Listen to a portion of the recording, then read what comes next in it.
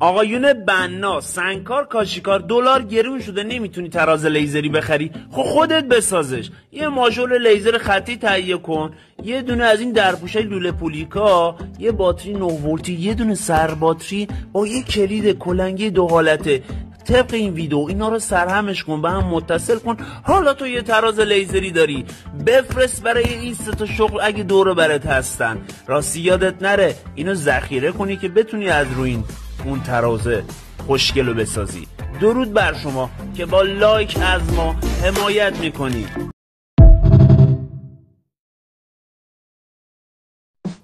اسلحه‌ای که همه کنجکاو شده بودن هی میپرسیدن، گفتم اینو کامل ترکیب بذارم که بهتر ببینید.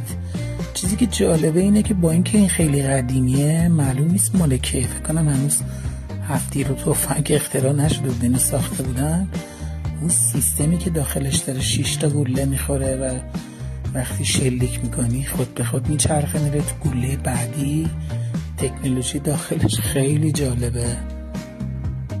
اینم درخواست دوستان که گذاشتن ببینید، ببینم نظرتون راجع به این. البته اگه لوله تفنگش بلندتر بود فکر میکنم درصد کشندگیش بیشتر میشد. اینجوری کوتاه فقط از فاصله نزدیک میشه کسی رو باش زد. مرسی.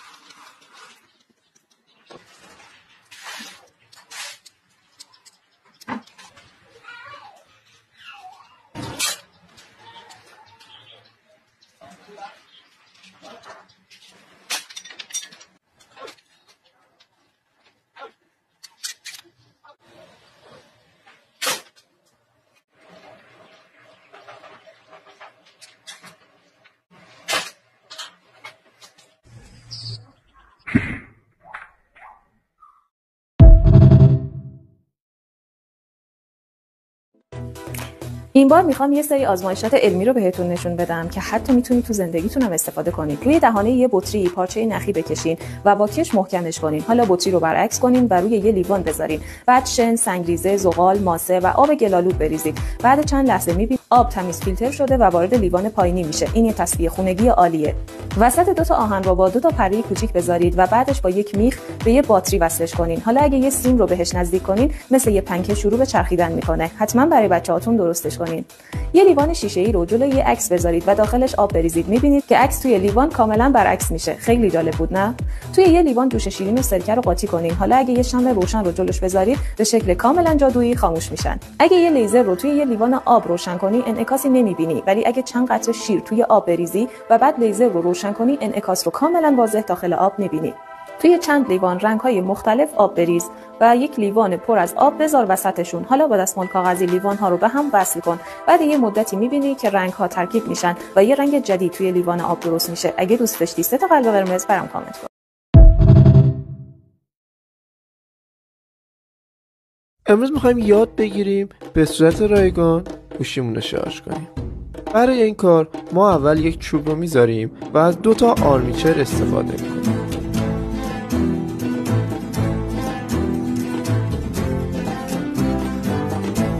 بعد گذاشتن آرمیچر با یک تسمه اونها رو به هم وصل میکنیم و بعد سیم هامون رو وصل میکنیم به آرمیچر. سیم ها رو به هم وصلشون میکنیم و بعد وصل کردن سیم شارژرمون رو وصل میکنیم به سیم ها. الان وقتش رسیده که جرق زنمون رو آماده کنیم.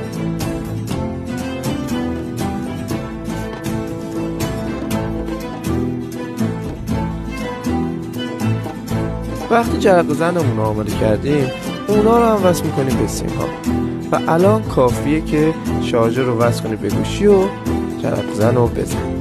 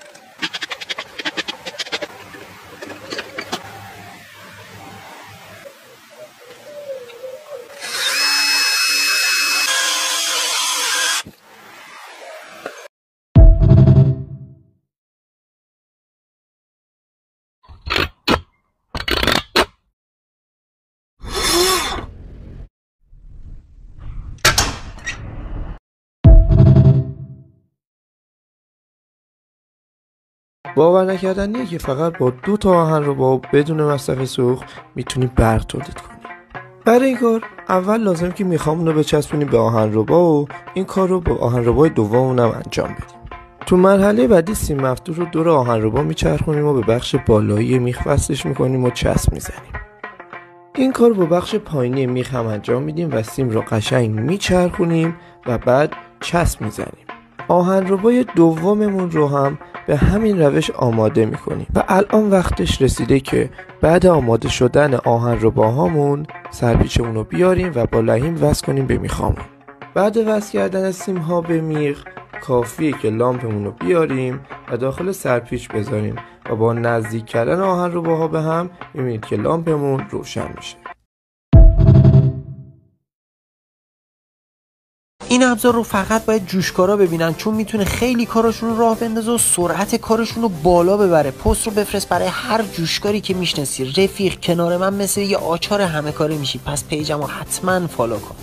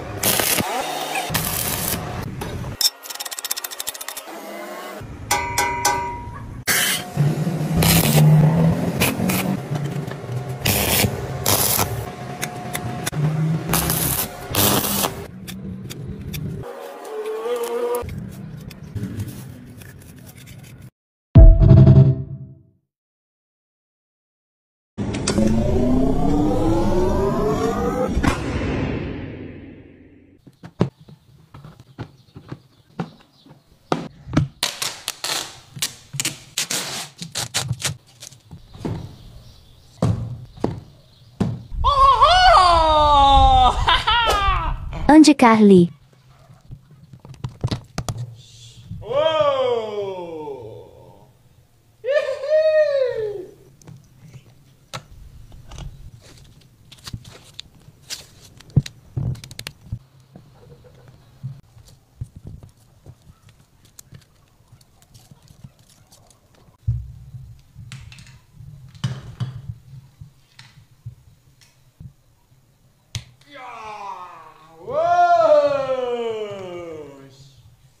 Very good.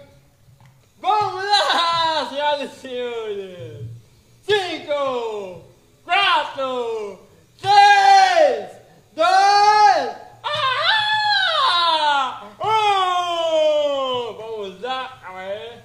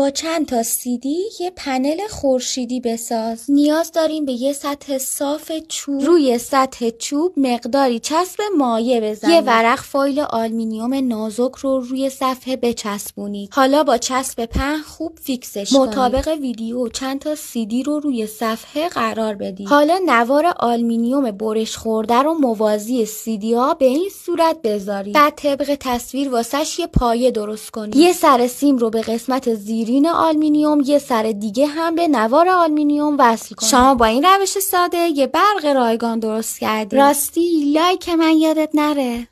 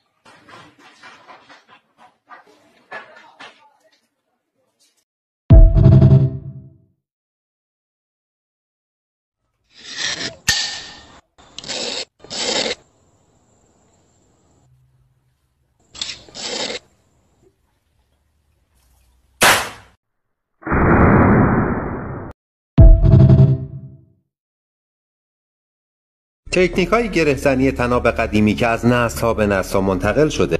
11. گره حیوانات خانگی. 12. گره اتصال. 13. گره ضد گره خوردن. 14. گره وینچ. 15. گره بستن هیزم. 16. گره کشش. 17. گره آویز قابلمه.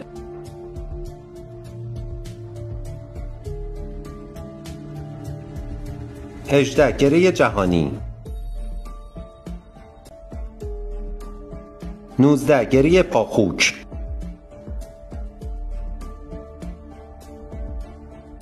20 گره ذخیره‌سازی طناب.